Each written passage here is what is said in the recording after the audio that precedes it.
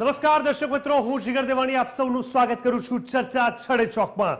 ચર્ચા છડે ચોકમાં છેલ્લા ઘણા સમયથી TV13 ગુજરાતી સ્થાનિક સ્વરાજ્યની ચૂંટણીની વાત કરે છે, ત્યારે આજે આપણે વાત કરીશું સ્થાનિક સ્વરાજ્યમાં સૌથી મહત્વપૂર્ણ બેઠક એટલે એકમાત્ર મહાનગરપાલિકા જૂનાગઢને લઈને. જી હા, જૂનાગઢ સોરઠ તરીકે જાણીતા જિલ્લામાં કેટલાક સમયથી રાજકારણ ચરમસીમાએ છે અને રવિવારે જૂનાગઢ મહાનગરપાલિકાની ચૂંટણી યોજાવાની છે. ગત ટર્મમાં ભાજપનું શાસન હતું અને આ વખતે પણ ભાજપને બગાસું ખાતા પતાસું મળી ગયું છે. આ વખતે ચૂંટણી પહેલા જ ભારતીય જનતા પાર્ટી 8 બેઠક જીતી ગઈ. હવે 60 બેઠકમાંથી 52 બેઠકની ચૂંટણી થવાની છે, ત્યારે ભાજપ સામે કોંગ્રેસ પણ ચૂંટણી જીતવા માટે આકાશ પાતાળ એક કરી રહી છે. ત્યારે આ વખતે જૂનાગઢની જનતા કોને વિજયની વરમાળા પહેરાવશે અને એનો કયાસ રવિવારે આવી તો જશે, પરંતુ જૂનાગઢના શું છે સ્થાનિક મુદ્દા, કેવી છે બંને પક્ષોની તૈયારી અને લોકોનો મિજાજ કેવો છે એ જાણવા માટે આજે કરીશું છડે ચોકમાં ચર્ચા જૂનાગઢનો જંગ.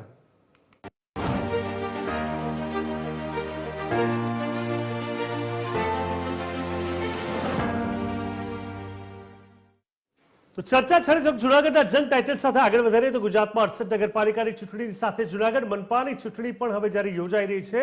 જોકે મહાનગરપાલિકા બન્યા પછી પણ ઐતિહાસિક અને આધ્યાત્મિક જૂનાગઢનો કેટલો વિકાસ થયો એ હંમેશા એક મોટો પ્રશ્ન રહ્યો છે. બીજી બાજુ ઇકો સેન્સિટિવ ઝોન અને ગિરનાર પરના અંબાજી મંદિર વિવાદને લઈને કેટલાક સમયથી જૂનાગઢ જિલ્લો સતત ચર્ચાના કેન્દ્રમાં છે. એટલું જ નહીં, ભૂતાત મંદિરના મહંત મહેશ ગીરી અને પૂર્વ ડેપ્યુટી મેયર ગિરીશ કોટેચા વચ્ચેનો જંગ પણ જગજાહેર થઈ ગયો છે.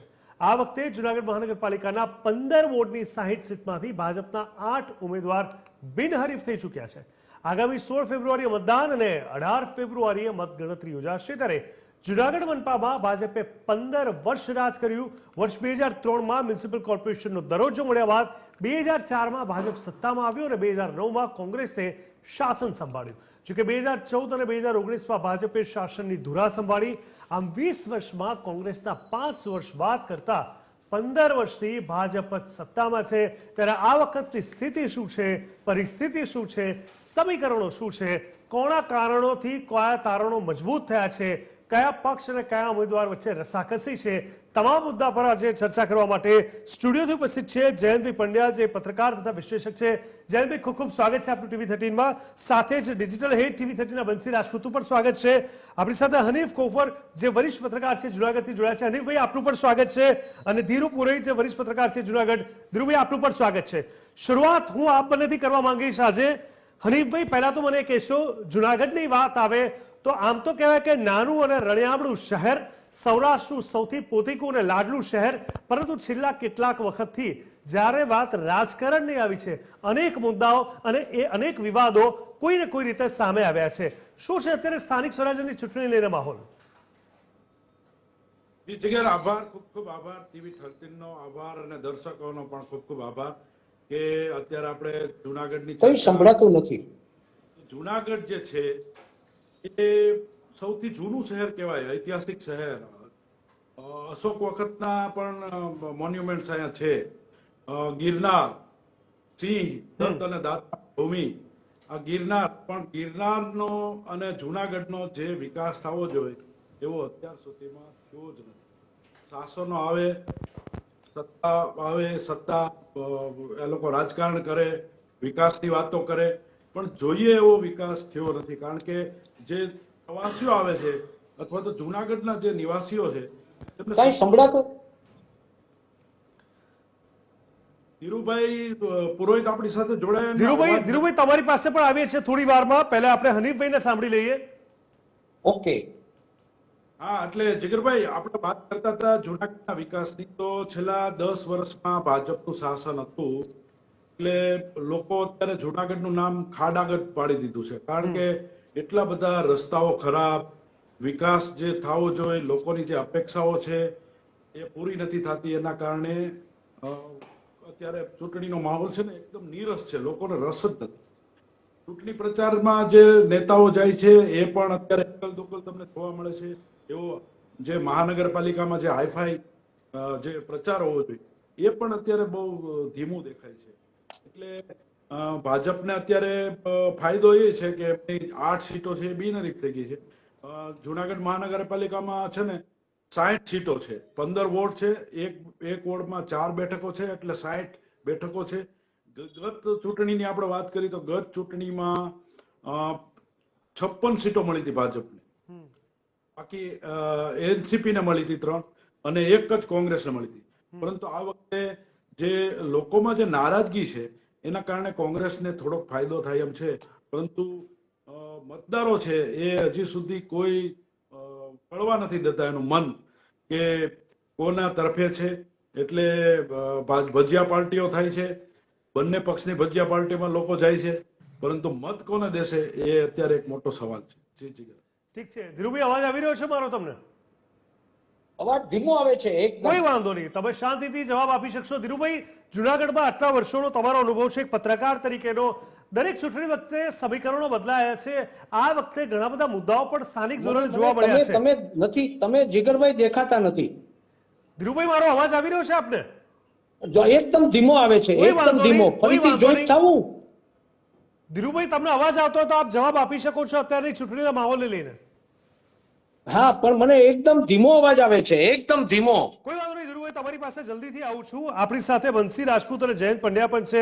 બંસી, તમે તો જુનાગઢના છો અને આપે જુનાગઢને વર્ષો વર્ષથી નિહાળ્યું છે. નાનપણથી મોટા થયા સુધી જુનાગઢની અલગ અલગ તાસીર, અલગ અલગ પ્રકારના એના પ્રસંગો, અલગ અલગ ઘટનાઓમાંથી તમે પસાર થયા છો. બદલતા જતા જુનાગઢમાં, બદલતી જતી સ્થિતિમાં અત્યારનું જુનાગઢ, અત્યારના મુદ્દાઓ અને અત્યારના સ્થાનિકો કેવી રીતે જોઈ રહ્યા છે જુનાગઢને, એના આધાર પર તમને શું લાગે છે આ સ્થાનિક સ્વરાજ્યની ચૂંટણીમાં જુનાગઢ કોને આગળ લઈ જશે? જે રીતે તમે જીગર પૂર્વ ભૂમિકા બાંધી હતી કે ખૂબ જ રળિયામણું એક શહેર, આખું એક ટાઉન કહી શકાય જુનાગઢને, અને હવે તો મહાનગરપાલિકામાં જુનાગઢનો સમાવેશ થઈ ચૂક્યો છે. પરંતુ જુનાગઢ જે નામ છે ને એનું સમવોટ એનું નામ જ ડિફાઇન કરે છે કે જુનાગઢ નવુંગઢ જે બનવું જોઈએ એ નવાગઢની જગ્યાએ અત્યારે બની ગયું છે ખાડાગઢ. અને તેને કારણે થ્રુઆઉટ પ્રજાનો આક્રોશ અને રાજકારણ, અને હજુ પણ રાજકારણ કઈ રીતે આગળ લઈ જઈ શકે, કારણ કે મોટો મેજર જે મને અત્યારે દેખાઈ રહ્યું છે, ઓવરઓલ આપણે ચર્ચાઓ પણ એટલી કરી, સ્થાનિક સ્વરાજની ચૂંટણીને લઈને જુનાગઢ જિલ્લાનું પણ આપણે આકલન કર્યું, તેમાં એ જ વસ્તુ લાગે છે કે પ્રજા પાસે વિકલ્પ નથી. જે રીતના મતલબ વિપક્ષને કામ કરવું જોઈએ, અગ્રેશનથી જે કામ કરવું જોઈએ, અને અગ્રેશનથી કામ કરવાની સાથે સાથે જે સ્થાનિક લેવલે નેતૃત્વ, અને નેતૃત્વમાં એટલી મતલબ ઠોસ કે એને વાચા આપી શકે, પ્રજાના પ્રશ્નોનો નિકાલ લાવી શકે, એ થતું નથી. અને સેમ લેવલે જ અત્યારે સત્તા પક્ષમાં છે, શાસન પક્ષમાં છે, એ લોકોનું ચૂંટણી જીત્યા બાદથી લઈને જ્યાં સુધી ફરી ચૂંટણી ના આવે ત્યાં સુધીનું માઇક્રો લેવલનું મેનેજમેન્ટ અને પ્રજા સાથેનો સીધો સંપર્ક એ અત્યારે એક્ટિવલી ખૂબ જ સરસ રીતે ચાલી રહ્યું છે. અને બીજી કે અત્યારના આપણે સમીકરણોની વાત કરવામાં આવે તો 8 બેઠકો બિનહરીફ જાહેર થઈ ચૂકી છે. 2 લોકો મતલબ ફોર્મ પાછા ખેંચવાની તારીખ જતી રહી એટલે સત્તાવાર રીતે ટેકો જાહેર કરી દીધો છે. 10 બેઠક તો ઓલરેડી એમની પાસે આવી ગઈ છે, ભાજપની પાસે અત્યારે. એટલે હવે જે જંગ છે 60 બેઠકમાંથી 50 બેઠકમાંથી ખેલાશે, અને આરામથી 56 જે આંકડો છે એ લોકો આપી રહ્યા છે, અને એ જ લેવલનું એ લોકોનું કામ પણ છે. એટલે આમાં પ્રજાનું હવે તો જે મન છે, કારણ કે આક્રોશ કે પછી કહેવાય કે અસંતોષ છે એ તો પ્રજાનો જોવા જ મળી રહ્યો છે, પરંતુ પ્રજા પાસે વિકલ્પ નથી. અરે આપણે આજે વાત કરીએ છીએ જયંતભાઈ, પ્રજા પાસે વિકલ્પ નથી. આ માત્ર જુનાગઢની ઘણી બધી જગ્યાએ છેલ્લા ઘણા સમયથી, ઇવન સ્થાનિક સ્વરાજ્યની ચૂંટણીની વિધાનસભાથી આપણે આ વાત સાંભળતા આવ્યા છે. હવે વિકલ્પ ના હોવાને કારણે કોઈ એક પક્ષને મત આપો તો એ પક્ષ માટે તો ગિફ્ટ થઈ ગઈ કહેવાય, કારણ કે ઓછી એફર્ટે મોટું રિઝલ્ટ એડવાન્સમાં એમને બુક કરી દીધા જેવી આખી ઘાટ છે. પણ વારંવાર એક પક્ષને જ્યારે પરિણામ આપવામાં આવે છે તો પણ આપણે 3માંથી 2 ગેસ્ટે એવું કીધું કે જુનાગઢ ખાડાબાદ થઈ ગયું છે. એનો મતલબ પ્રાથમિક સુવિધા, રોડ રસ્તા, ઇન્ફ્રાસ્ટ્રક્ચર અને વિકાસની જે વાતો થાય છે એવા કાર્યો નથી થયા. આ વાત ક્યાંક એવું બતાવી રહી છે. તો પછી શું અને કઈ રીતે સ્થાનિક પક્ષ જે છે, શાસક પક્ષ છે, એને શું નડી રહ્યું છે? ક્યાંય પાછું પડ્યું? ઈચ્છાશક્તિનો અભાવ છે? અતિ આત્મવિશ્વાસ શું કારણ છે? શું હોઈ શકે છે? સૌપ્રથમ તો તમે જે વિકલ્પની વાત કરી, તો ભારત દેશની લોકશાહીની એ બ્યુટી રહી છે કે કોઈ એક પક્ષનું શાસન આખા દેશમાં, અને ફોર ધેટ મેટર કોઈ રાજ્યમાં તમામે તમામ જિલ્લામાં કોઈ એક પક્ષનું શાસન હોય, એ કદાચ આ ગઈ સ્વરાજની ચૂંટણીમાં અહીંયા ગુજરાતમાં બન્યું, પરંતુ લગભગ બધે જેવું બનતું નથી. વિકલ્પ ન હોય ત્યારે ઊભો થઈ જતો હોય છે. દાખલા કે પંજાબની વાત કરીએ તો પંજાબમાં કોંગ્રેસ અને અકાલી દળ સિવાય કોઈ વિકલ્પ દેખાતો નહોતો. પરંતુ ગત ચૂંટણીમાં આપની સરકાર આવી ગઈ. વિકલ્પ છે જનતા પછી સ્વયં ઉભો કરી લેતી હોય છે. નથી ચાલતા એ જુદી વાત છે કે વિશ્વનાથ પ્રતાપસિંહની સરકાર ન ચાલી, એ વિકલ્પ ઉભો કરી લીધો જનતાએ. એટલે કોઈ પક્ષ છે એવા જો ભ્રમમાં રહેતો હોય તો એને ન રહેવું જોઈએ. બીજી વાત એ છે કે 8 ઉમેદવારો જીતી ગયા છે. આ વાત એક મનોવૈજ્ઞાનિક રીતે ભાજપને એક સ્ટેપ ઉપર રાખે છે. એ મનોવૈજ્ઞાનિક લાભ થતો હોય છે, એ બંને ભાજપને પણ થતો હોય છે અને મતદારોના મનમાં પણ એક અસર પડતી હોય છે, વિપક્ષને પણ અસર પડતી હોય છે. આપણે લોકસભાની ચૂંટણીમાં સુરતની ચિત્ર યાદ કરીએ કે સુરતમાં બિનહરીફ રીતે ભાજપના ઉમેદવાર જીતી ગયા, એની આખી મનોવૈજ્ઞાનિક ગુજરાતમાં અસર પડી અને બનાસકાંઠાને બાદ કરતા બધી જ બેઠક ઉપર ભાજપ જીત્યો. આ એક અસર થતી હોય છે. એટલે ભાજપ આજે એવું કહી શકે છે કે 56 બેઠકો અમે જીતી લેશું. ત્રીજી વાત એ છે કે 56 બેઠકો જીતવા માટે એની પાસે એવો દાવો કરવા માટે એની પાસે બીજા કારણો એ પણ છે કે છેલ્લા કેટલાક સમયથી ગુજરાત હોય કે પછી દેશ હોય એમાં ભાજપ છે સતત ચૂંટણી જીતી રહ્યો છે. એ મહારાષ્ટ્ર હોય કે પછી હરિયાણા હોય કે તાજેતરમાં દિલ્હી હોય, એના કારણે પણ જે વિપક્ષ છે એનું મનોબળ સતત ઘટી રહ્યું છે. પરંતુ એનો અર્થ એ નથી કે જનતા છે એ સંપૂર્ણપણે ભાજપ તરફી છે, સંપૂર્ણપણે ભાજપના કામોથી ખુશ છે, સંપૂર્ણપણે એ જે કે છે એમાં માને છે. દાખલા તરીકે અહીંયા બધાએ શબ્દ વાપર્યો ખાડાગઢ, એનો મેં પોતે પણ અનુભવ કર્યો છે. જુનાગઢના અંદરના રસ્તાઓ તમે જાઓ તો એ સ્પષ્ટપણે દેખાય છે. કોઈ પણ શહેરમાં તમે જ્યારે પ્રવેશો અને એમાં ચાલતા હો ત્યારે સૌથી પહેલા એના વિકાસની શાખ પૂરતા હોય તો એના રસ્તા પૂરતા હોય છે. એ રસ્તા જો સારા ન હોય તો એની ઉપરથી તમે માર્ક મૂકી શકો. આજે આપણે ગુજરાતમાં ઓવરઓલ રસ્તાઓ સારા જ છે, પણ બીજા રાજ્યોમાં જ્યારે જઈએ છીએ ત્યારે આપણને એમ થાય છે કે ભાઈ ગુજરાત કરતા તો અહીંયા રસ્તા બહુ ખરાબ છે. તો એ જ રીતે જ્યારે જુનાગઢમાં તમે પ્રવેશ કરો છો, જુનાગઢની વચ્ચેથી પસાર થાવ છો, ત્યારે તમને એના રસ્તા ચાડી ફૂકે છે કે ભાઈ અહીંયા ભલે આટલા વર્ષોથી ભાજપનું શાસન હોય પરંતુ અહીંયા વિકાસ, અને એમાં તો ભાજપના મહામંત્રી રત્નાકરજી પોતે જ પક્ષના લોકોને નેતાઓને ખખડાવ્યા હતા કે ભાઈ અહીંયા કોઈ વિકાસના કામો દેખાતા જ નથી. એક વર્ષ અહીંયા મેં જોયું કે એક વર્ષમાં કઈ એવા કામો દેખાતા નથી. તો આ પ્રકારનું જે છે એ ભાજપ છે એના આપણે કેટલીક બીજી નગરપાલિકાઓની પણ ચર્ચા અત્યારે નહીં કરીએ, પણ એમાં પણ એ જ વસ્તુ છે ક્યાંક સુપરસીડ કરવી પડે છે.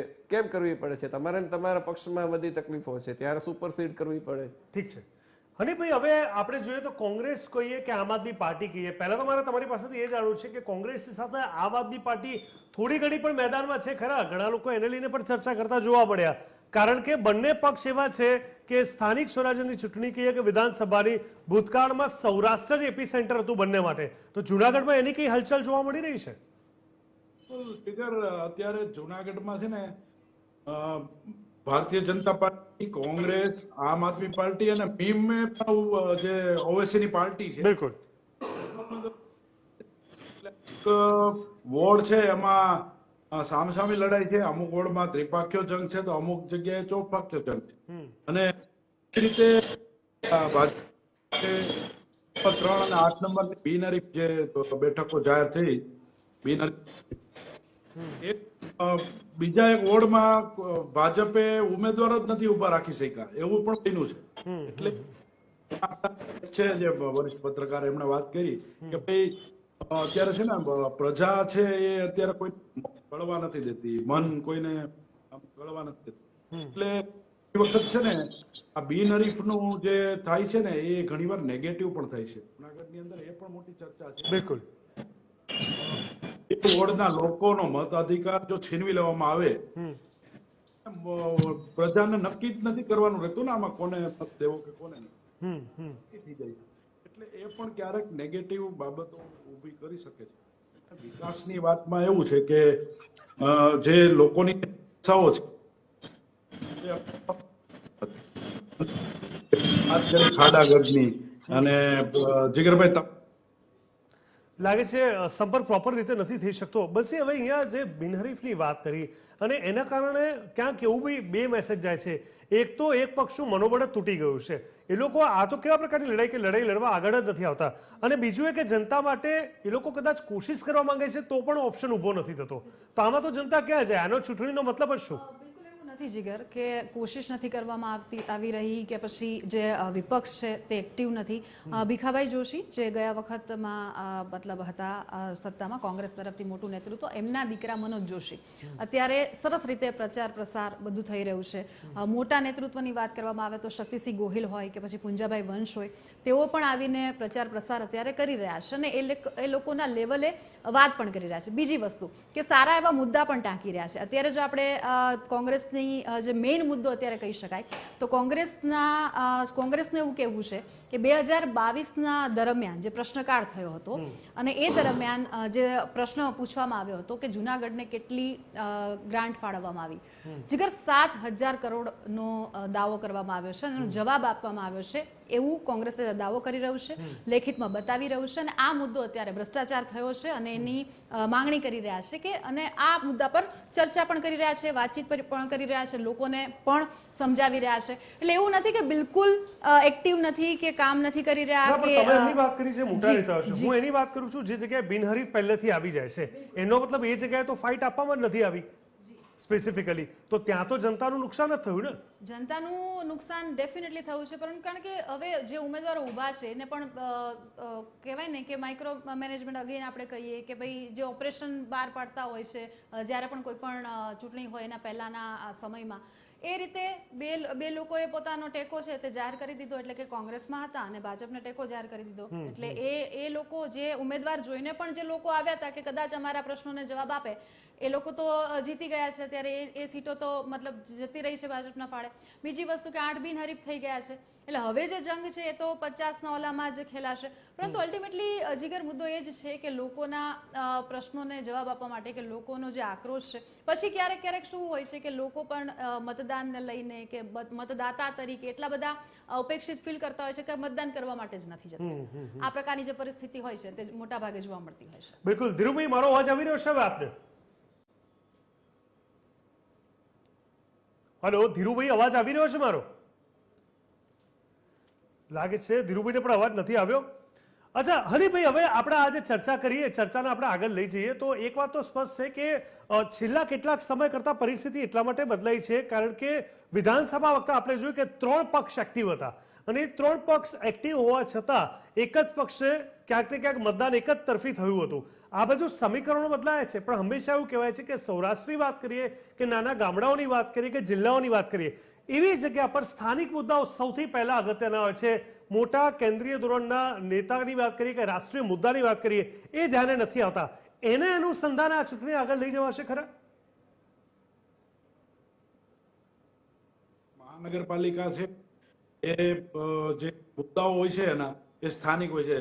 નગરપાલિકા એટલે નગર એટલે નળ, ગટર અને રસ્તા, આ 3 વસ્તુ મહત્વની છે. જો એ ન થઈ શકે તો લોકોમાં રોષ હોય, સ્વાભાવિક છે. હવે જુનાગઢની પરિસ્થિતિની જો આપણે વાત કરીએ તો ગયા વખતે જ્યારે ભાજપે કેમ્પેનિંગ કર્યું હતું અને એમનો જે મેનિફેસ્ટો બહાર પાડ્યો હતો ગઈ ચૂંટણીમાં, ત્યારે મેનિફેસ્ટોમાં જે મુદ્દાઓ હતા એ પાછા આ વખતે એ જ મુદ્દાઓ આવ્યા છે. એની અંદર જે ટૂંકમાં પાણીનું જે વિતરણ વ્યવસ્થા છે એમાં પણ ખામી છે, કારણ કે ફિલ્ટર વાળું લોકો પાણી પી નથી શકતા. એટલે એ સૌથી મોટો છે, કેમ કે સોસાયટીઓ અને એપાર્ટમેન્ટને જે લોકો છે એ પોતાની રીતે પોતાની મેળે જ પાણીની વ્યવસ્થા કરે છે. અમુક વિસ્તારોમાં તો આજની તારીખે પણ મહાનગરપાલિકાનું પાણી પહોંચતું નથી. રસ્તા પણ છે. અને બીજી જે પાયાની સુવિધાઓ છે, માની લો કે ટાઉન હોલ છે તો ટાઉન હોલના જે રિનોવેશનમાં લગભગ 4.5 કરોડ રૂપિયાનો ખર્ચો કર્યો. હવે એમાં એટલી રકમની અંદર એક નવો ટાઉન હોલ બની શકે, પરંતુ આ નવો ટાઉન હોલ હજી સુધીમાં મળ્યો નથી. ફાયર સ્ટેશન છે એક જ છે, બીજા વિસ્તારમાં હોવા જોઈએ એ પણ નથી. સિટી બસ નથી. જે સ્થાનિક, પછી ગિરનારની વાત કરી તો ગિરનારના વિસ્તારની અંદર જે પ્રવાસીઓ આવે છે, મેળાઓ થાય છે, ત્યાં જે પાયાની સુવિધાઓ હોવી જોઈએ એ પણ તે નથી. જો આટલી રકમ સરકાર જો આપતી હોય, આટલી મોટી ગ્રાન્ટો કેન્દ્ર સરકારની રાજ્ય સરકારની આવતી હોય, તો લોકોનો અત્યારે એક જ આક્ષેપ છે, લોકોનો એક જ સવાલ છે. પણ હનીભાઈ, રોપવે બન્યા પછી એવું પણ કહેવાય છે કે એશિયાનો આ સૌથી મોટા રોપવેમાંનું એક છે અને એના કારણે પ્રવાસન ક્ષેત્ર ક્યાંક મજબૂત સ્થિતિ જોવા મળી છે. લોકોનો જુનાગઢ તરફી ધસારો, ગીરના જંગલો કહીએ, સિંહ કહો કે ત્યાંનું ઓવરઓલ વાતાવરણ કહો, સૌરાષ્ટ્રનું આહલાદક, કે પછી હવે આ રોપવેની વાત કરો, આ બધી વસ્તુ ક્યાંક મોરપીટની જેમ ઉમેરાઈ છે એવું પણ એક વર્ગ કહે છે. પણ એ જે છે એ તો રાજ્ય સરકારનું અને કેન્દ્ર સરકારનું છે. એમાં મહાનગરપાલિકાને કોઈ બિલકુલ, એમાં બિલકુલ. નથી, કેમ કે એના ફંક્શનમાં આવતું જ નથી. બિલકુલ. મહાનગરપાલિકાએ જે કરવાનું છે એ નથી કર્યું. માની લો કે વિલિંગડન ડેમ છે, જે કુદરતી એવી પ્રકૃતિની એક મોટી સાઇટ છે, તો ત્યાં જે ડેવલપિંગ થવું જોઈએ તે એ નવા વખતે થયેલું એ આજની તારીખમાં ખંડેરો પડ્યા છે. ત્યાર પછી કઈ થયું નથી. એટલે આ વખતના મેનિફેસ્ટોમાં પણ વિકાસની વાત કરી હતી કે આપણે વિલિંગડન ડેમને સારો ગાર્ડનો બનાવશું. આ વખતે પણ કરી, પરંતુ ત્યાં અત્યારે કોઈ પણ જાતની વિકાસની સુવિધા નથી. જુનાગઢમાં એક પણ ગાર્ડન છે, બધા ઉજ્જડ છે, ગાર્ડનને પણ સુવિધા નથી. એટલે લોકોમાં એક જ વસ્તુ છે કે ભાઈ એટલી રકમ આવ્યા પછી પણ જો વિકાસ ન થાય તો લોકોમાં ખૂબ નારાજગી છે. એના કારણે ખૂબ જ નીરસ છે લોકો. બિલકુલ, લોકોમાં નિરસતા છે. જયેશભાઈ, હવે વાત અહીંયા એ જ છે કે એ તમામ મુદ્દા જે મેં પણ વાત કરી અત્યારે, રાજ્ય સ્તરના મુદ્દા હોય કે કેન્દ્રીય ધોરણના હોય, લોકો કોઈને કોઈ રીતે એને જ ધ્યાનમાં લે છે. હજુ પણ ઘણો વર્ગ છે, ઘણા જિલ્લાઓમાં જેટલી પણ ચર્ચા થઈ, એક વાત સામે કોમન આવીને નીકળી કે સ્થાનિક ધોરણના મુદ્દા છે એ લોકો ધ્યાનમાં નથી લઈ રહ્યા. અને એ લોકોને હજુ પણ સાયકોલોજીકલી એવું ક્યાંક લાગે છે કે કેન્દ્રમાં એક પક્ષ બેઠો હોય, એ જ રાજ્ય સ્તરે બેઠો હોય, કોર્પોરેશનમાં પણ જો કોઈ કંઈક હોય તો એનો મતલબ એ થયો કે એ જ પક્ષ મજબૂત છે, એ જ ફંડ આપી શકશે, એ જ સુવિધાઓ આપી શકશે અને એ જ આપણી નગરપાલિકાઓને ચલાવી શકશે. એટલે અગેન એ જ વાત છે કે સાયકોલોજીકલ, એકવાર આપણે ટૂથપેસ્ટનું ઉદાહરણ આપીએ કે કોલગેટ, તો વર્ષો સુધી આજની તારીખે પણ ટૂથપેસ્ટ એટલે કોલગેટ કહેનારા લોકો છે કે અમારે કોલગેટ લેવા જેવી છે અથવા કોલગેટ આપતો બ્રશ કરવા માટે. એ એકવાર મગજમાં જ્યારે ઘૂસી જાય છે ત્યારે એને નીકળતા બહુ વાર લાગે છે. કોંગ્રેસને નીકળતા આપણે જોઈએ છીએ કેટલા વર્ષો લાગ્યા, 50-60 થી વધારે વર્ષો લાગ્યા. એ એકવાર જે આવી ગયું કે આ પક્ષને, એટલે પછી કુદરતી ત્યાં ઈવીએમ પર જાય એટલે એ જ ગમે એટલા પ્રશ્નો હોય, પરંતુ કોઈને કોઈ રીતે એની માટે કોઈને કોઈ કારણ હોય છે. હવે તો શું છે કે ભાજપનો ગ્રામીણ કક્ષા સુધી વિસ્તાર થઈ ગયો છે, એટલે એમાં બીજા પણ ઘણા બધા ફેક્ટર કામ કરતા હોય, સહકારી મંડળી હોય કે પછી બીજા બધા હોય, એટલે એના કારણે પણ લોકો મતદાન કરતા હોય છે. અને પછી એમ કે ભાઈ બીજું કોણ કરશે, સૌથી મોટો પ્રશ્ન એ આવતો હોય છે. જે વિકલ્પની વાત થાય છે ને, તો કોંગ્રેસમાં એ હજુ પણ એટલું કે ભાઈ અમે ભાજપ કરતાં વધારે સારું કરીને બતાવશું, એવું એક એણે જો એક ઉદાહરણ પ્રસ્તુત કર્યું હોત ગુજરાતમાં, જ્યાં પણ એનું જિલ્લા કક્ષાએ શાસન આવ્યું હોય, અને એણે એવું ઉદાહરણ ઉલટાનું થાય છે એવું કે ઘણી બધી જિલ્લા પંચાયત હોય કે મહાનગરપાલિકામાં તો નથી જ આવતું, નગરપાલિકામાં તો એની પાસે આવે છે ને એ ભાજપ પાસે ચાલ્યા જાય છે. તો એને જડબે સલાહ કે કરીને બતાવવાની જરૂર છે. જુનાગઢમાં પણ જે રીતે 2 ઉમેદવારો છે ભાજપમાં ચાલ્યા ગયા, તો એ પોતાના લોકોને સાચવી નથી શકતા. પ્રશ્ન ત્યાં આવે છે ભાજપ પાસે કેમ ભાજપમાંથી એટલા નથી નીકળતા, કારણ એનો વૈચારિક આધાર છે, એનો એક હિન્દુત્વનો એજન્ડા છે. જ્યારે કોંગ્રેસ પાસે ક્યારેક હિન્દુત્વ તરફ જાય છે, ક્યારેક સેક્યુલર તરફ જાય છે, ક્યારેક આમ વાત કરે છે, ગરીબોની વાત કરે, બેરોજગારીની વાત કરે. આજે લોકો છે એ પેલા એક હાઈફાઈ પ્રકારના, એને શહેરમાં ખાસ કરીને, આપણે ગામડાની વાત નથી કરતા, જુનાગઢમાં જે રસ્તા એવા નથી જ અને એવો કઈ વિકાસ કર્યો નથી અમદાવાદ જેવો. અમદાવાદમાં હમણાં બજેટમાં ભાજપે જે રીતની બધી જાહેરાતો કરી એ અદભુત છે. અમુક જે થાય તો એ પ્રકારનું અદભુત વાત છે, પણ કોંગ્રેસ એ પણ નથી કરતી. તમારે આજે સમજવું પડશે કે લોકોની દિશા કઈ તરફ જઈ રહી છે.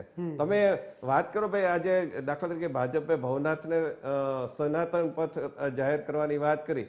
હવે એ બદલવાની જરૂર જ નથી, એ કઈ ગુલામીનું પ્રતીક નથી. ભવનાથ તો એની આગવી અસ્મિતાનું પ્રતીક છે. એનો શું કામ ઉભો થતો હોય છે ને, તો રિવરફ્રન્ટ પહેલા પણ હતું જ, પણ એને એક અલગ રીતે ડેવલપ કરવામાં આવ્યું, એના કારણે એક ઇમ્પ્રેશન કેળવાય છે. કોઈ પણ ભાજપ સફળ થાય છે. અને એટલા માટે જ તમે જે રોપવે છે તો આજથી કેટલાક વર્ષો પહેલા એની તમે કલ્પના નહોતા કરી શકતા અને એનો વિરોધ પણ થતો હતો પર્યાવરણના નામે, પરંતુ આજે થયું છે તો પ્રવાસીઓ પણ વધ્યા છે, લોકોને પણ સુવિધા ઊભી થઈ છે. જી જી જી, એટલે એના કારણે પણ લોકો ભાજપને મત આપતા હોય છે. ઠીક છે. બસ એ બીજી એક અગત્યની વાત મારે એ કરવી છે. સૌરાષ્ટ્રની અંદર 2 શહેર એવા છે, એક તો રાજકોટ અને જુનાગઢ, જ્યાં પાણીની સમસ્યા ઘણા વર્ષો સુધી આપણે સાંભળી. તમે તો મોટા થયા તો તમને ખબર હશે જે તે સમયમાં બહુ વર્ષો સુધી હતી, અને આજે પણ આપણા એક મહત્વના ગેસ્ટે વાત કરી અને એમને કહ્યું કે ઘણી બધી જગ્યાએ પાણી નથી પહોંચતું, અને પાણી જેવી સુવિધાઓ જ્યારે ન પહોંચે એનો સીધો જ મતલબ એ છે કે પ્રાથમિક સુવિધાનો અભાવ. તો હજુ પણ એટલા વિસ્તાર છે ખરા ત્યાં એવા, અને છે તો પછી શાસક પક્ષ કેમ પાછું પડી રહ્યું છે? બિલકુલ છે આ પ્રકારના વિસ્તારો, પરંતુ જે રીતે હનીફભાઈએ વાત કરી ને કે આમ તો જોઈએ તો નગર એટલે એને સરસ વ્યાખ્યા કરી કે નળ, ગટર અને રસ્તા. તો પાણી અમુક એરિયામાં એવું કહી શકાય, કારણ કે એનો એક મેજર કારણ એ પણ છે કે હવે ઘરે ઘરે અમુક વિસ્તારોમાં જે પ્રાઇવેટ સોસાયટી હોય ત્યાં બોર પણ થઈ ગયા છે. એને કારણે પણ તળ ઊંડા થઈ જતા હોય ને પાણી છે તે ડૂકી જતા હોય છે, અને પાણી જે પહોંચાડવાની વાત છે તો અમુક તમને કહેવાય ને કે અમુક વોર્ડ કે અમુક એવા વિસ્તારો છે કે જ્યાં અત્યારે પણ પીવાના પાણીની જે સમસ્યા છે, અને પણ ઉનાળામાં જો શિયાળામાં આ પ્રકારની હજી પરિસ્થિતિ હોય તો ઉનાળો જ્યારે આવશે ત્યારે તો કેટલી ભયાનક પરિસ્થિતિ થઈ જાય એ તો હવે આપણે જોવું રહ્યું. પણ જુનાગઢની જે મૂળ જે સમસ્યા છે તે સૌથી મોટી એક તો રસ્તા, અને ઇવન એવું પણ નથી કે એના માટે કામગીરી નથી કરવામાં આવતી. જીગર, કામગીરી કરવામાં આવે છે, પરંતુ આયોજન અને સંકલનનો અભાવ છે. પ્રોપર ટાઉન પ્લાનિંગ જે હોવું જોઈએ એ નથી થતું.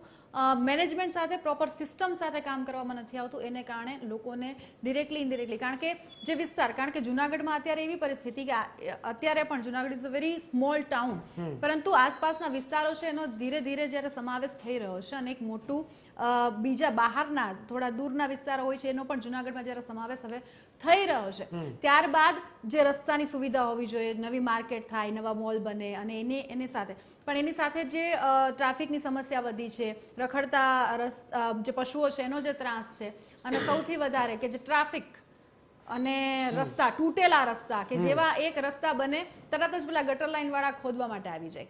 હજુ પણ ઘણા સમયથી છેલ્લા 4 થી 5 વર્ષથી આપણે જોઈ રહ્યા છીએ કે જે તળાવનું બ્યુટિફિકેશનની વાત છે તે થઈ રહી છે, પરંતુ અત્યારે પણ ખુલ્લું તો મૂકવામાં નથી જ આવ્યું લોકો માટે. તો એ કે એક કહેવાય ને કે ભાઈ વાયદાઓ કરી દેવામાં આવે છે, એના માટે કામગીરી પણ શરૂ કરી દેવામાં આવી છે, પરંતુ ટાઈમલાઈન એનું શું? બિલકુલ સાચી વાત છે. એક એવું શહેર કે જેની એક આગવી ઓળખ છે, સંસ્કૃતિમાં કહીએ, એમના પરંપરાઓમાં કહીએ, અને વર્ષો વર્ષ એક ઐતિહાસિક ઓળખ પણ જુનાગઢની અલગ રીતે છે. ઘણા બધા લોકો જુનાગઢની સ્પેશિયલ વિઝિટ માટે આવતા હોય છે. ચોમાસામાં તો ખાસ લોકોને એમ થાય છે કે ત્યાં એકવાર આવું અને વાતાવરણને એન્જોય કરી લેવું. પરંતુ સાથે સાથે જુનાગઢમાં વાત કરવામાં આવે તો ધાર્મિક રીતે પણ જુનાગઢનું એક આગવું મહત્વ છે.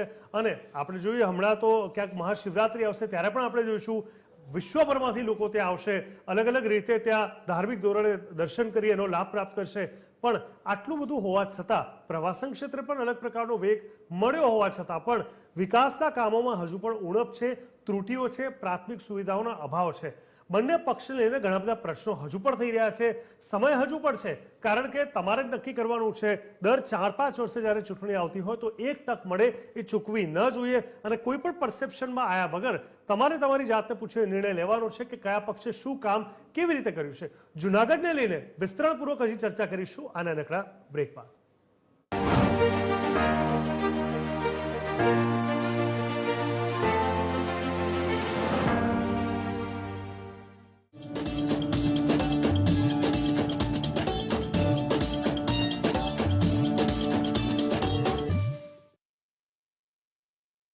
મને સરકારની વિવિધ યોજનાઓની માહિતી ક્યાંથી મળશે? એક ક્લિકથી. અચ્છા, તો આમાં મને કઈ કઈ યોજનાઓનો લાભ મળે એ કઈ રીતે જાણવું? એક ક્લિકથી. અરે વાહ, પણ અરજી ક્યાં કરવી, કેવી રીતે કરવી એની માહિતી ક્યાંથી મળશે? એ પણ એક જ ક્લિકથી. મારી યોજના પોર્ટલ. મારી બધી યોજનાઓ એક જ પોર્ટલ પર.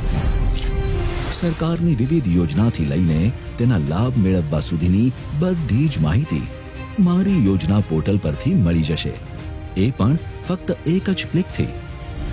માહિતી તો મળી ગઈ, એ પણ ઘરે બેઠા બેઠા, અને ફક્ત એક જ ક્લિકથી. તો છે ને, સરકારની યોજનાઓની માહિતી મેળવવી એકદમ સરળ. મારી યોજના પોર્ટલ. મારી બધી યોજનાઓ એક જ પોર્ટલ પર. ઉધરીની માંગ, બાપને મળે સજા. પરિણીત પ્રેમીનો લોહિયાળ પ્રેમ. પૂછીના ના આપ્યા તો જીવ લઈ લીધો. એ ભાઈના રૂપમાં પિશાચી હેવાન. પહેલા લૂંટ્યું ઘર, પછી શિયાળ. જો રાત્રે 10:30 કલાકે ક્રાઇમ ટાઈમ માત્ર ટીવી 13 ગુજરાતી પર.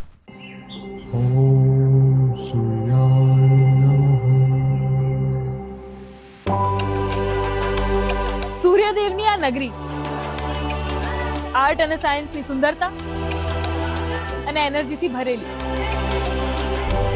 હું છું તમારી હેલી, આજે લઈને આવી ઉજાસની હેલી. શિલ્પ અને સ્થાપત્યની ભૂમિ મોઢેરા હજારો વર્ષથી સૂર્યના પહેલા કિરણને વધાવી રહી છે. સોલંકી રાજવીએ બનાવેલું ભગવાન સૂર્યનું આ પ્રાચીન મંદિર આજે આર્કિટેક્ચરલ અને એસ્ટ્રોલોજીકલ માર્વેલ છે. સૂર્યકુંડની આ અજોડ સ્થાપત્ય શૈલી અને આ સભા મંડપ, સૂર્ય મંદિરના સાનિધ્યમાં આવો એટલે મન પોઝિટિવ એનર્જીથી ભરાઈ જાય.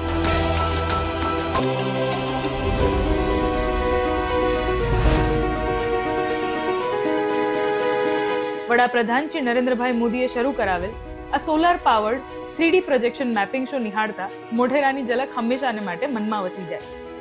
ને હેરિટેજ લાઇટિંગ પણ એટલી જ મનમોહક છે.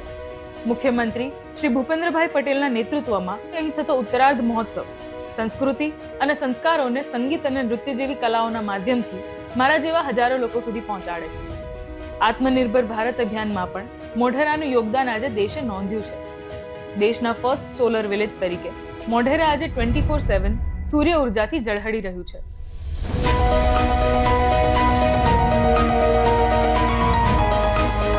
તો હું હેલી ફરી લઈને આવીશ વિકાસની હેલી. વિકસિત ભારત, વિકસિત ગુજરાત. જય જય ગરવી ગુજરાત.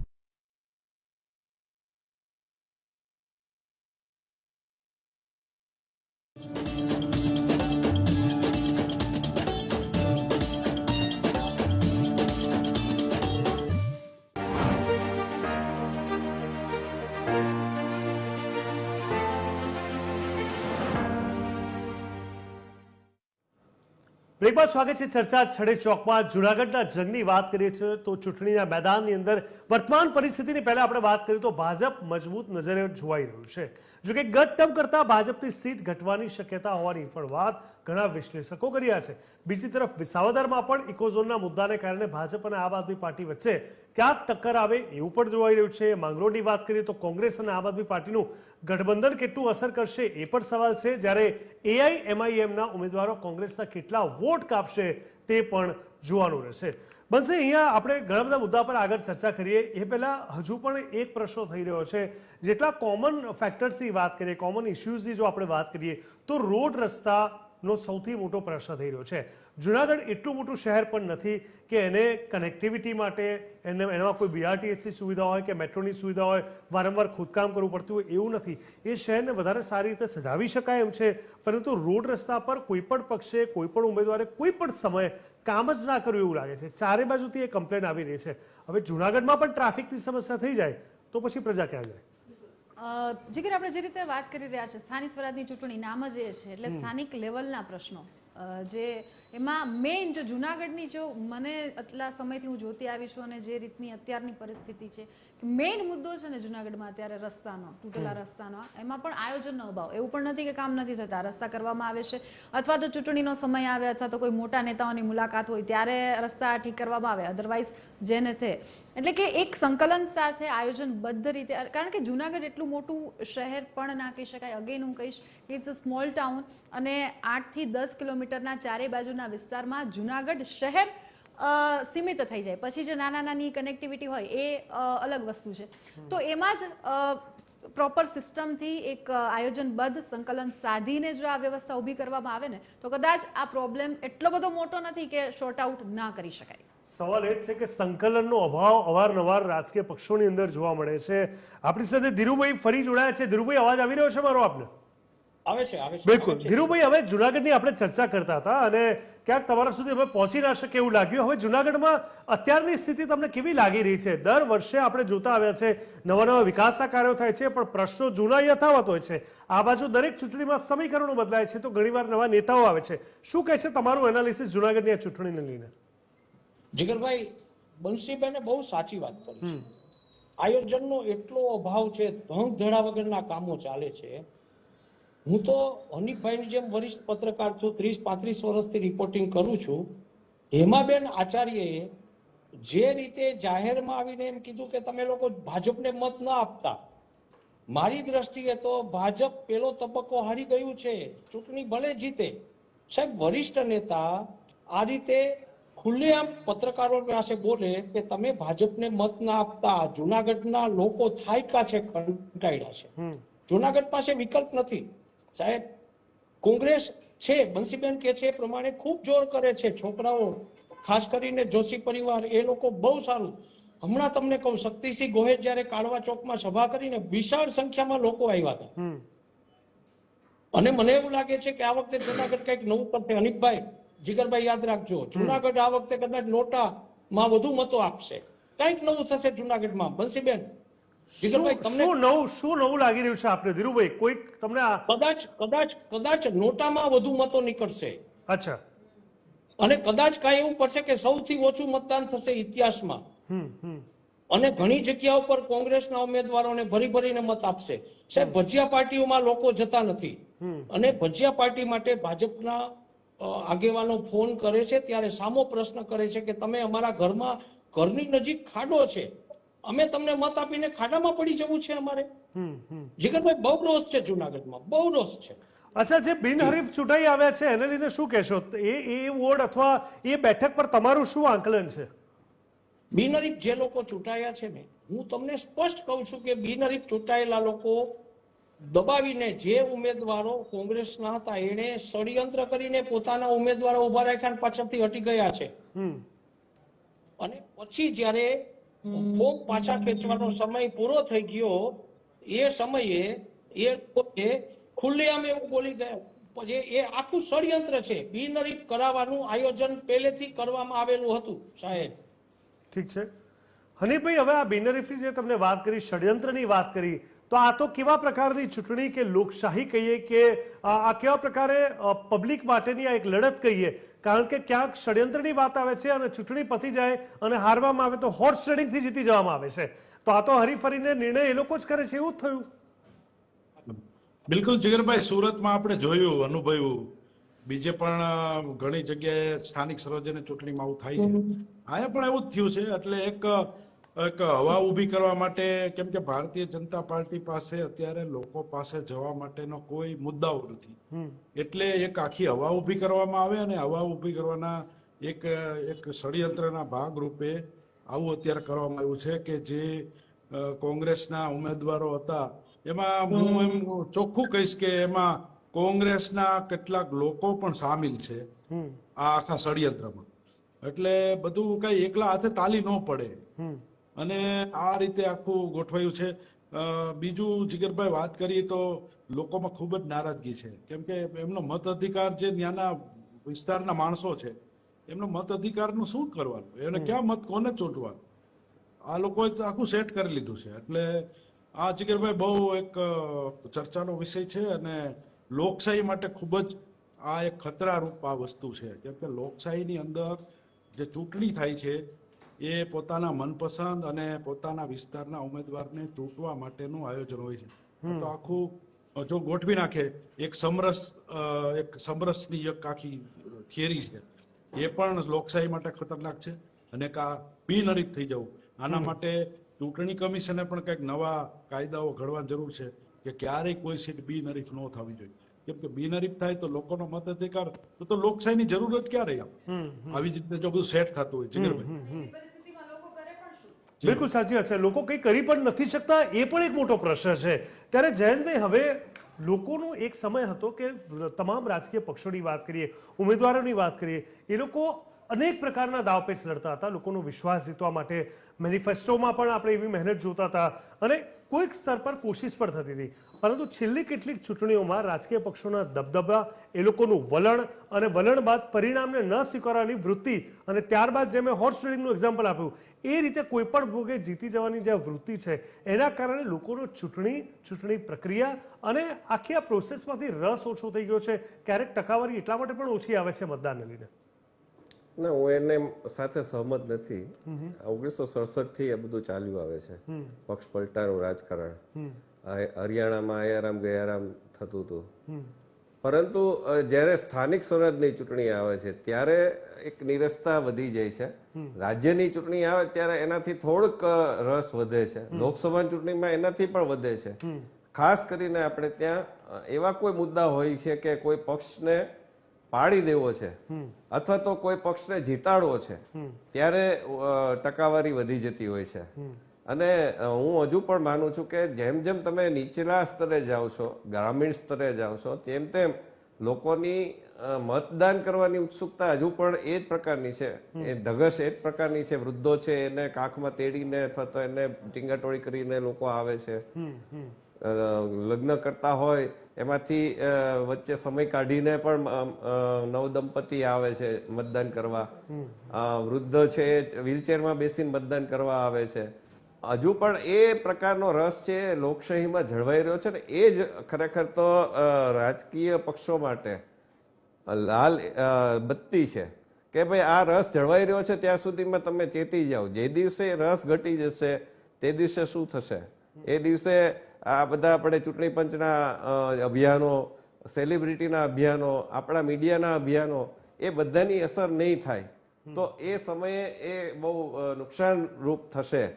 અને સાથોસાથ જ્યાં સુધી વાત છે બિનહરીફની, તો એ પણ આપણી એક લોકશાહીની બ્યુટી જ છે. એટલે એક રીતે એને આપણે ખાડી ન શકીએ કે ભાઈ કોઈ સામે ન ફોર્મ પાછું ખેંચી લેતું હોય તો એની પેલી ઈચ્છાની વાત છે. એમાં અને સામદામ દંડ ભેદ તો એ બધા જ પક્ષો કરવાના છે. એમાં કોઈ આપણે એમ ન કહી શકીએ ભાઈ આણે કેમ કર્યું ને આણે કેમ ન કર્યું.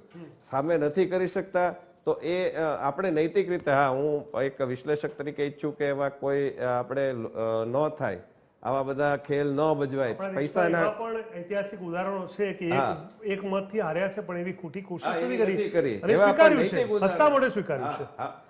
અટલજીનો જો એ ઉદાહરણ તમે જે કીધું એનો ઈશારો અટલજી ઉપર છે ને અટલજીએ જ પાછું 13 દિવસની શાસનની સરકાર પછી હસતા મોઢે ત્યાગપત્ર આપીને ચાલતી પકડીતી 1998 એક મતથી જ હારી ગયા હતા. અને એ વખતે પણ કહ્યું હતું કે એક દિવસ આવશે જ્યારે અમે બહુમતીમાં હશું. તો એ પ્રકારની પણ રાજનીતિ આપણે જોયેલી છે. તો એ રાજનીતિ તરફ પાછા ફરવાનો કોઈ એક પક્ષ જો સ્વીકાર કરે કે ભાઈ હા અમે આવું નહીં કરીએ. પણ તકલીફ શું છે કે કોંગ્રેસ છે તેલંગાણામાં આવું કરે છે કે ત્યાં જે TRS કે હવે BRS કે છે એના ધારાસભ્યોને તોડી લાવે છે. રાજસ્થાનમાં એ BSPના 6 ધારાસભ્યોને તોડી લાવે છે. દરેક જગ્યાએ તૃણમૂલ કોંગ્રેસ આ જ કરે છે. ભાજપ અહીંયા ગુજરાતમાં કરે છે, અહીંયા એને સામે કોઈને ટકવા નથી દેતા. એટલે આ પ્રકારની રાજનીતિનો જ્યારે કોઈ, કારણ કે લોકો હવે એવું નથી કે ભાઈ જુનાગઢના લોકોને તેલંગાણામાં શું બને છે એ ખબર ન પડતી હોય, પશ્ચિમ બંગાળમાં શું બને છે ન ખબર પડતી હોય. અને બીજી વાત એ છે કે કોંગ્રેસમાં નેતાઓ સારા છે એમાં કોઈ ના જ નથી, પરંતુ આ જે ફૈઝલ અહેમદ છે એ કોંગ્રેસ છોડીને દુઃખ વ્યક્ત કરે છે કે ભાઈ હું બહુ દુઃખ સાથે છોડું છું. ત્યારે લોકોને એમ થતું હોય કે ભાઈ આ એના જે આટલા મોટા નેતા જે ચૂંટણી જીતાડી શકતા હતા ને એકદમ સોનિયા ગાંધી પછી નેક્સ્ટ ટુ સોનિયા ગાંધી કહેવાતા હતા, તો એના દીકરાને જાળવી નથી શકતા ને એક જ પરિવારનો દબદબો છે એ કોંગ્રેસમાં જોવા મળે છે. જ્યારે જુનાગઢની જ વાત કરીએ તો 2017 પછી આપણે જોયું છે કે જવાહર ચાવડા જે એવું મોટું માથું હતું જાળવી ન શક્યા. બિલકુલ, એટલે એ તો કોંગ્રેસ વર્ષોથી મુદ્દો છે જ અને એના જ કારણે નિરસતા પણ ઊભી થઈ છે. હા, મનોવૈજ્ઞાનિક અસર પડતી. બીજું એ કહેવાય કે ભાઈ આજે તમારે જીતવું હોય તો ટીમ વર્ક તરીકે જીતવું પડે. આપણે હમણાં 2022ની ચૂંટણી હોય કે 2024ની લોકસભા ચૂંટણી હોય, કોંગ્રેસ છે એ વ્યક્તિગત, આજે દાખલા કે શક્તિસિંહ ગોહિલ હશે તો ભરતસિંહ એક બાજુ હશે, એ કંઈક નહીં કરે, અર્જુન મોઢવાડે ને એ બધા તો જતા જ રહ્યા છે, જયરાજસિંહ પરમાર જતા રહ્યા છે. તો એક ટીમ તરીકે તમે ભાજપમાં શું છે, ભાજપ આખું એક ટીમ તરીકે રમે છે.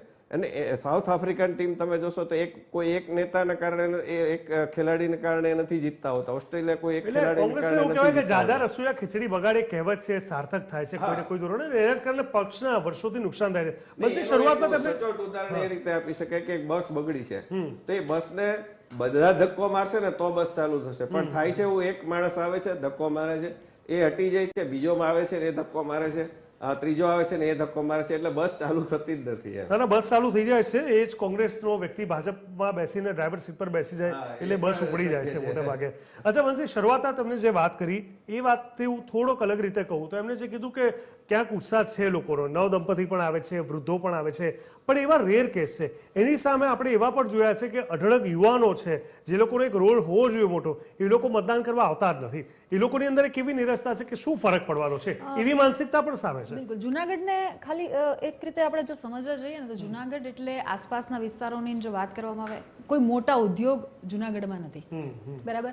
એટલે એ પ્રકારનો કોઈ વર્ગ નહીં, ખેતી પ્રધાન અને મેજોરિટી નોકરિયાત વર્ગ, અને સાથે સાથે કૃષિ યુનિવર્સિટીને કારણે એ પ્રકારના જે લોકો એ ત્યાં એટલે કે સ્ટુડન્ટ વાળો એરિયા એ કહી શકાય.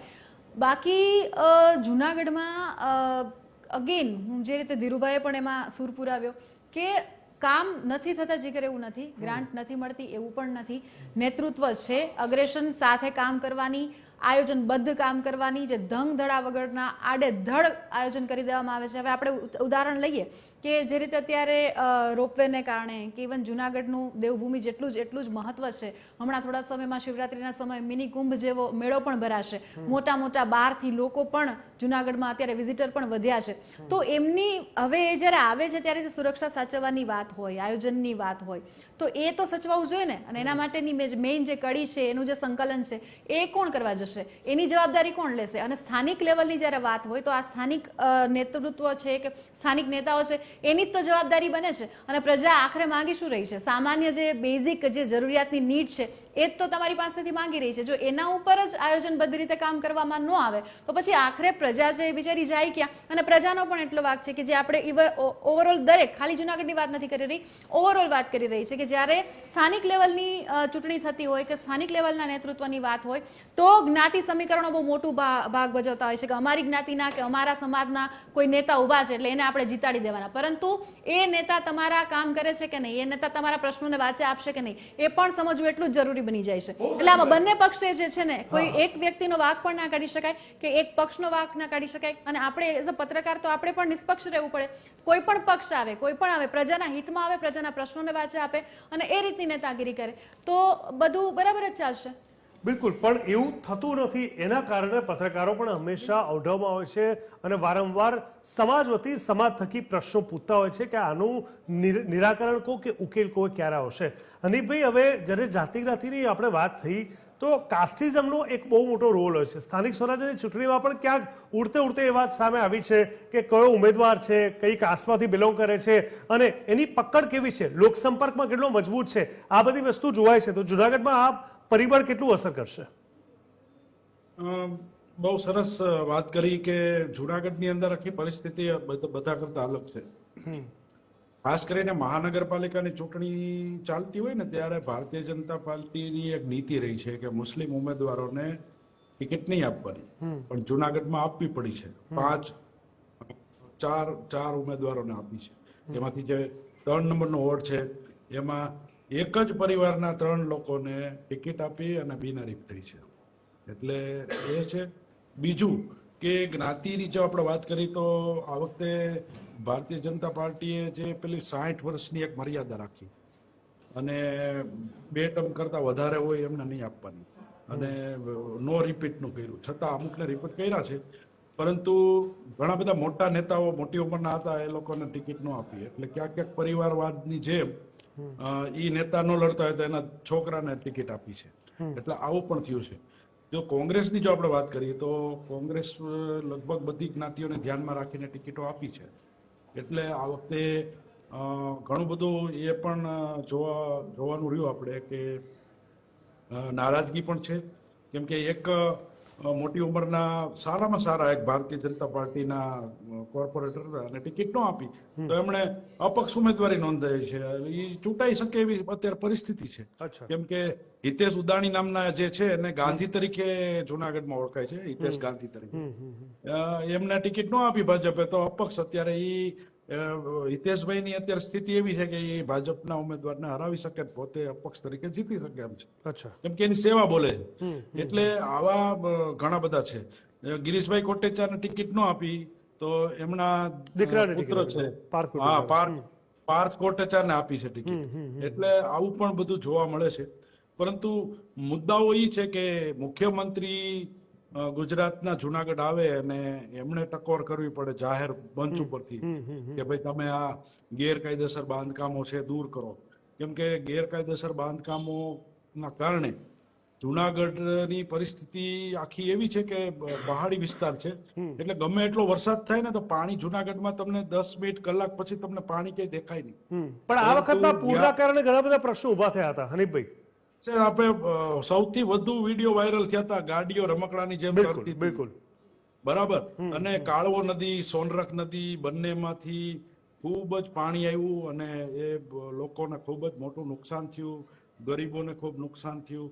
એ બધું પાછળનું કારણ શું છે કે ઇનલીગલ જે એન્ક્રોચમેન્ટ છે, ઇનલીગલ બાંધકામો છે, એ બાંધકામો કોના છે લોકો જાણે છે બધું.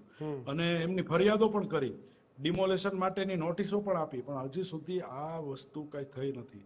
જે કાળવો એક નદી હતી, નદીમાંથી આ લોકો હોકળો બનાવ્યો ને હવે તેને ગટર કહે છે. એટલે આ પરિસ્થિતિ છે. એટલું બધું ગેરકાયદેસર બાંધકામ, ભ્રષ્ટાચારના ખૂબ જ આરોપ, એના કારણે પણ લોકોમાં અત્યારે ખૂબ જ નારાજગી છે અને મુખ્યમંત્રી એ ટકોર કરવી પડે. બીજું એક કે જુનાગઢમાં 2 મહિના પહેલા જુનાગઢ હિત રક્ષક સમિતિ આખી એક બનાવવામાં આવી અને એમણે આ લોકોના કાન પકડવા માટે સત્તાધારીઓના એમણે આખી નીતિ બનાવી. એમાં મોટા ભાગના સિનિયર જે માણસો છે એમાં મોટા ભાગના રાષ્ટ્રીય સ્વયંસેવક સંઘના છે. એ લોકો રૂબરૂ જઈને મુખ્યમંત્રીને પણ રજૂઆત કરી અને આ વખતે પણ એને ભલામણ કરી છે કે તમે દરેક લોકોને એવી વિનંતી કરી છે કે તમારા વિસ્તારમાં જે લોકોએ કામ કર્યું હોય અથવા નવા હોય અને તમને ભરોસો હોય એવાને જ મત આપજો. કોઈ પાર્ટી કે એવું કોઈની ભલામણ નથી કરી. એટલે હિત રક્ષક સમિતિ પણ ખૂબ નારાજ છે, જુનાગઢના લોકો પણ નારાજ છે, લોકોમાં રસ નથી. પરંતુ ક્યાંક ને ક્યાંક એક આખી એક હવા ઊભી કરી અને આખી ચૂંટણી જીતવાની જે આખી અત્યારે જે આખી ચાલી રહી છે એના કારણે હવે જોવાનું આપણે એ જ છે કે રવિવારે મતદાન છે, કેટલા ટકા મતદાન થાય છે. બિલકુલ. અને એમાં હું ટકાવારી ઉપર હોય છે. ઘણી વાર આપણે જીગરભાઈ આપણે જોઈ છીએ કે વધારે મોટા પ્રમાણમાં હાઈ પર્સન્ટેજ જો મતદાન થાય તો ભાજપના ફાયદો. એક્ઝેક્ટલી. પરંતુ હું એના પર જ આવી રહ્યો હતો હનીફભાઈ, તમે જે કીધું એના પર આપણે આગળ વધીએ છીએ, તમારી પાસે પણ આવું છું. મને એ કહેશો જયવંતભાઈ, જ્યારે વધારે ટકાવારી હોય ત્યારે હંમેશા કહેવાય છે કે ભારતીય જનતા પાર્ટીનો ફાયદો થાય છે, કોંગ્રેસને ઓછી ટકાવારી થાય છે. પણ અહીંયા સમીકરણો બહુ બદલાયા છે જુનાગઢમાં, અત્યારના મુદ્દાઓ પણ અલગ છે અને ક્યાંક સરપ્રાઈઝ આપવાની પણ વાત ક્યાંક સામે આવી રહી છે. તો આ વખતે ટકાવારીમાં જો વધઘટ થાય તો એમાં કંઈક આગુ પાછું થશે એવું દેખાઈ રહ્યું છે ખરા તમને? મને એમાં એટલે હું નિશ્ચિત છું ભાજપનો વિજય વધારે દેખાઈ રહ્યો છે. આપણે સમીકરણોની વાત એના પેટા પ્રશ્ન, હા બિલકુલ વાત સાચી, સમીકરણોની રીતે બીજું એમાં કોઈ પેલું એ નથી. એનો પેટા પ્રશ્ન મારું એ છે કે અર્બન સિટીમાં આ ટકાવારીમાં જે આપણે ગણિત લગાવ્યું એ અલગ હોય છે ને પાછું જે ગામડાઓમાં છે ત્યાં પાછું સમીકરણ બદલાય છે. એટલે જુનાગઢમાં મારે પાછું એ વિચારવું છે હજુ સુધી આપનું ક્યાંક શક્યતા દેખાતી હતી કે આપ છે એ ભાજપના શહેરી મતદારોમાં ભાગ પડાઈ શકે. સુરતમાં એને શરૂઆત કરી એના આધારે લાગતું હતું, પરંતુ એ પછી એનો રથ છે આગળ વધી શક્યો નહીં. એના ઘણા બધા ઉતાર ચઢાવ આવ્યા, કોંગ્રેસ સાથે ગઠબંધન કર્યું ન કર્યું, આ બધું ઘણું બધું આવ્યું. એની સામે કોંગ્રેસ હજુ પણ શહેરી મતદારોને પોતાના તરફ આકર્ષી શકતી નથી અને એનું મેં કારણ પણ આપ્યું કે એ હજુ પણ ખેડૂતોની વાત કરે છે, બેરોજગારીની વાત કરે છે, મહિલાઓને મફત આપવાની વાત કરે છે, પરંતુ એ એવી કોઈ વિકાસની વાતો નથી કરતી કે અમે ભાજપ કરતા વધુ સારો વિકાસ કરીને બતાવશું, ફલાણી લાઇબ્રેરી કરીને બતાવશું કે આ કરીને બતાવશું. એ નથી કરી શકતી. બીજી વાત છે મતદારની ટકાવારીની. અત્યારે શક્યતા મનપાની જ્યાં સુધી વાત છે ત્યાં સુધી અત્યારે સૌથી મોટો પ્રશ્ન છે કોંગ્રેસ પણ ઉઠાવતી નથી.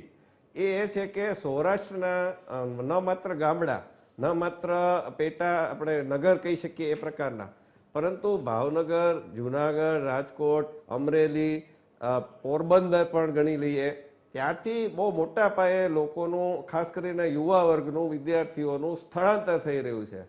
હવે એ વર્ગ છે એ રવિવારે ચૂંટણી છે, એ કઈ અહીંથી અમદાવાદમાં ભણતા હશે, વડોદરા ભણતા હશે, સુરત ભણતા હશે, તો એ કઈ ત્યાં મતદાન કરવા નહીં જાય.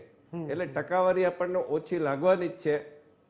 પરંતુ ક્યારેય આ સમીકરણ ક્યારેય ફિટ બેસતું નથી. આપણે વિધાનસભા ચૂંટણીમાં પણ એ જ વાત કરતા હતા કે આ વખતે ગયા વખતની ચૂંટણી કરતાં મતદાનની ટકાવારી ઓછી છે, એટલે કદાચ ભાજપને ગેરફાયદો થશે, પણ એ પરિણામોમાં આપણને જોવા નહોતું મળ્યું. બિલકુલ, ઘણા બધા પ્રશ્ન છે, જેટલી વાતો કરી એટલી ઓછી છે. છેલ્લે બંસી શું કહેશો? જુનાગઢની જનતાને આપ શું અપીલ કરવા માંગશો? ચૂંટણીમાં કોઈ પણ પક્ષે પસંદ કરતા પહેલા કયા સમીકરણ, કયા એનાલિસિસ સાથે આગળ વધવું જોઈએ? જનતા બહુ જ સમજદાર છે જીગર, અને એ ક્યાંક ને ક્યાંક પોતાની જે સમજદારી છે એ આ જ રીતે દેખાડી દેતી હોય છે. તેમ છતાં પણ આપણે તો એ જ આશા અને અપેક્ષા રાખીએ કે જે કંઈ નિર્ણય આવે અને જે નેતૃત્વ પ્રજાના પ્રશ્નોને વાચા આપી શકે એવું જ્યારે તમને લાગતું હોય એ પક્ષને, એ સત્તાને તમે આગળ. અને એક ખાલી મારે વાત ટાંકવી છે કે આપણે અત્યારે જે સત્તા પક્ષની વાત કરી રહ્યા છીએ, પણ 2019ની જો વાત કરવામાં આવે તો એ ચૂંટણીમાં સૌથી વધારે જે 54 જે બેઠકો મળી હતી એ પણ ભાજપના અત્યાર સુધીના જૂનાગઢના ઇતિહાસમાં જે જાય છે કે એના ઓલામાં જાય છે, એના ફાળે જાય છે કે એક સાથે 54 જે સીટો છે એ ભાજપે મેળવી હતી, બહુમતી જેને કહી શકાય. તો બસ પ્રજા મતલબ પોતાના વિવેક બુદ્ધિનો ઉપયોગ કરીને સરસ રીતે જે તે મે ધ બેસ્ટ વિન અને એને મત આપે એવી જ આપણે આશા રાખી શકાય. બિલકુલ, જયંત પંડ્યા, બંસી રાજપૂત, હનીફ ખોખર અને ધીરુ પુરોહિત, આપે સૌએ જુનાગઢની વાસ્તવિકતા બતાવી. કયા પક્ષ, કયા ઉમેદવાર, કયા સમીકરણો, કયા કારણો અને તારણો સાથે ગુજરાતની જનતા હવે જ્યારે રાહ જોઈ રહી છે, એવામાં વાસ્તવમાં જુનાગઢને લઈને, કારણ કે આખી 66 નગરપાલિકાને એક મહાનગરપાલિકા છે, એટલે જુનાગઢ સેન્ટર ઓફ એટ્રેક્શન છે, ત્યારે જુનાગઢની જનતા વિચારીને નિર્ણય લે એવી આશા રાખીએ. આ ચર્ચામાં બસ અત્યારે આટલું જ. દેશ દુનિયા ગુજરાત રાજ્યની પડે વિગત માટે આપ જોતા રહો TV 13 ગુજરાતી, હકથી ગુજરાતી. નમસ્કાર.